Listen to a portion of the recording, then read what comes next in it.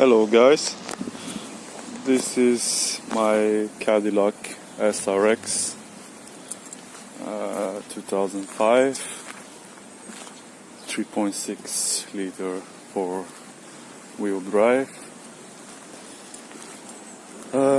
Today I'm gonna replace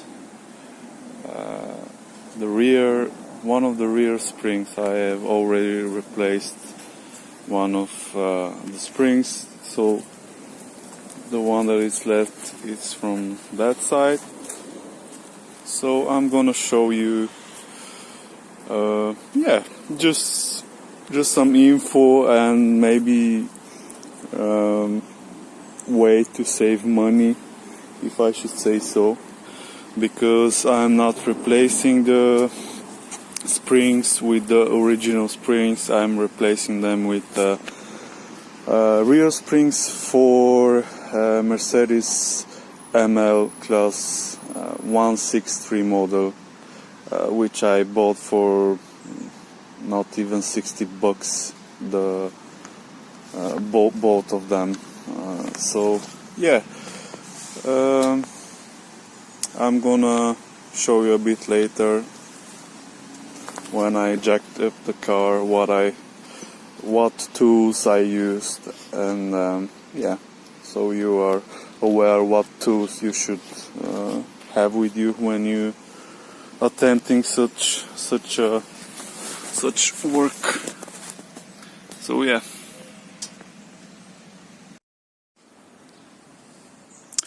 So yeah guys, the car is on jack stands. Here is the spring that I put on.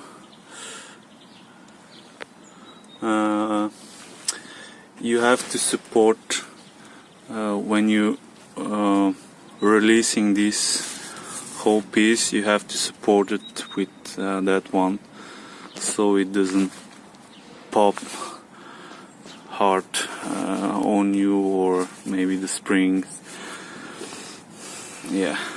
damaging some stuff or something like this. So you make sure to support it and lower it down slowly.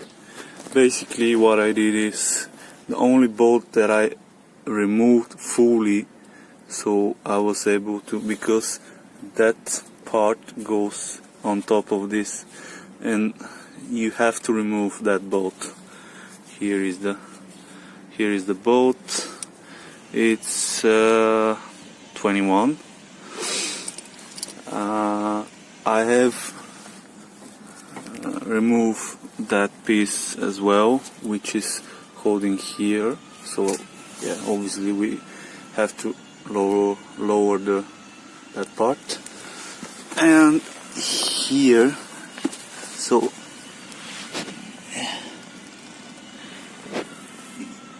here, that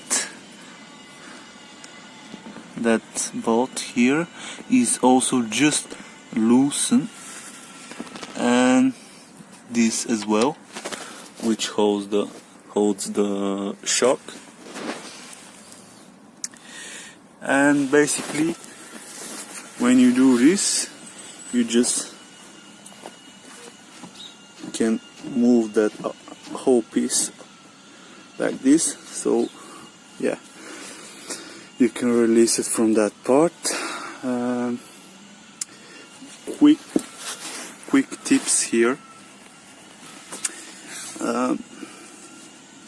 The big bolt that holds the wheel hub, if you happen to replace a wheel hub, make sure, or it's good to know that it can be either 35 or 36 in size.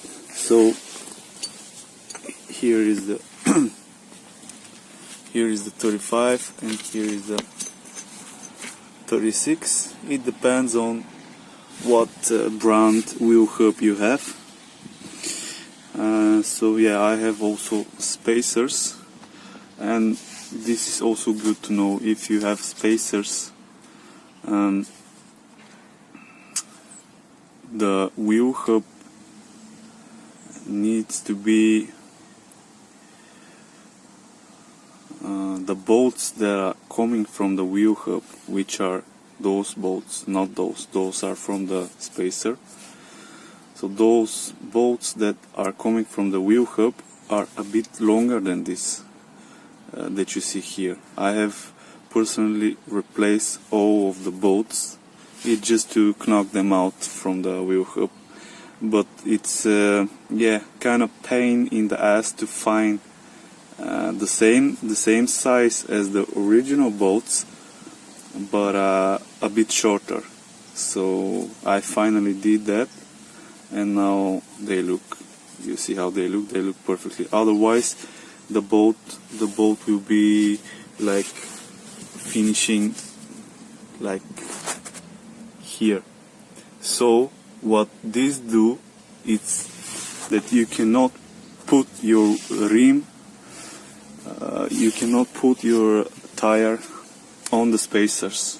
It doesn't have much space to, you know, correctly mount on the spacers. So I didn't knew that when I bought these spacers. So yeah, I had to be creative again and make it work.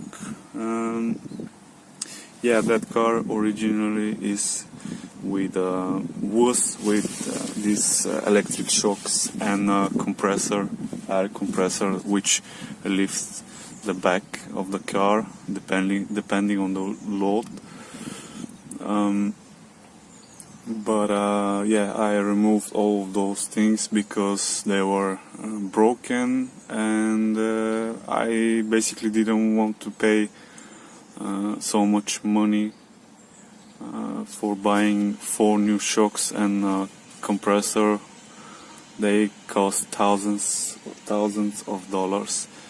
So I just put regular gas shocks, and now I'm replacing the springs, because yeah, it's 2005. Today is 2019 May, and yeah, they look really old, never been replaced, and just didn't do like good job anymore, which is kind of understandable. So yeah, those are, as I said earlier, from Mercedes ML Class 163 model. A bit slightly different, slightly smaller in circle. Really not that big of a deal. The same thickness, so this is not a problem. And yeah, so they work pretty fine. So yeah, I told you what you should do to release that whole piece, so that you can be able to take out the old spring and put out the new spring. It's actually not that hard. It doesn't take a lot of time. You don't have to touch this or the brake caliper, nothing at all. Just you have to use the right tools and loosen couple of bolts here and remove that bolt here, and that thing also has to be removed. Yeah, so basically I use one long arm 21 socket, which is on all of these 3 bolts, and yeah, 15 for that part.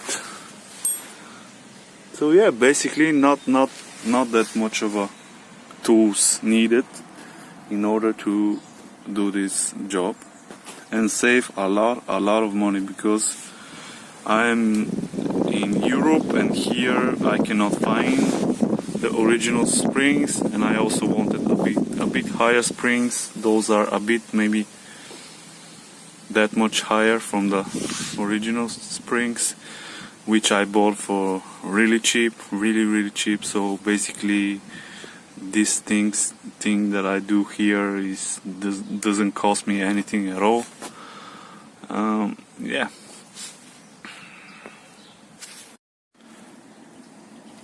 So yeah, everything looks good. Everything is tight.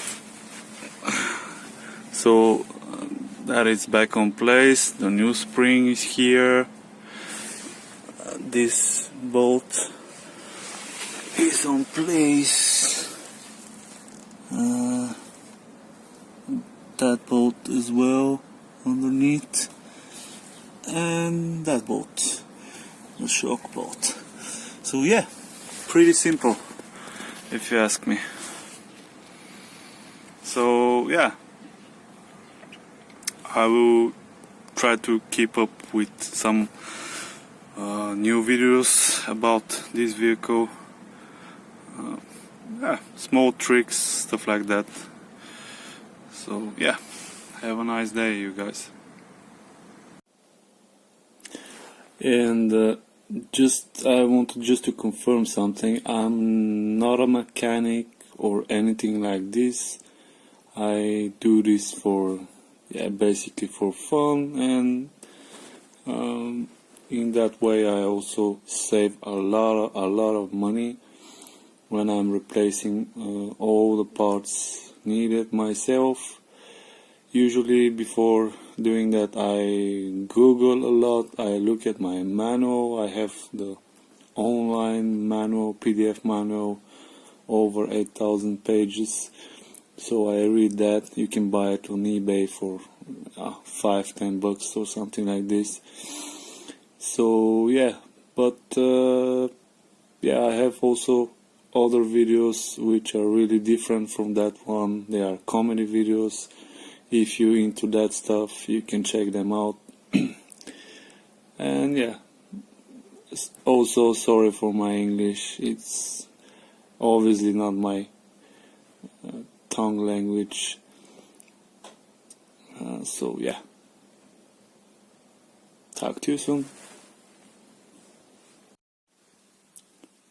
And here at the end you see some pictures from my repair, just as an additional info, so you can see better the parts and stuff like that.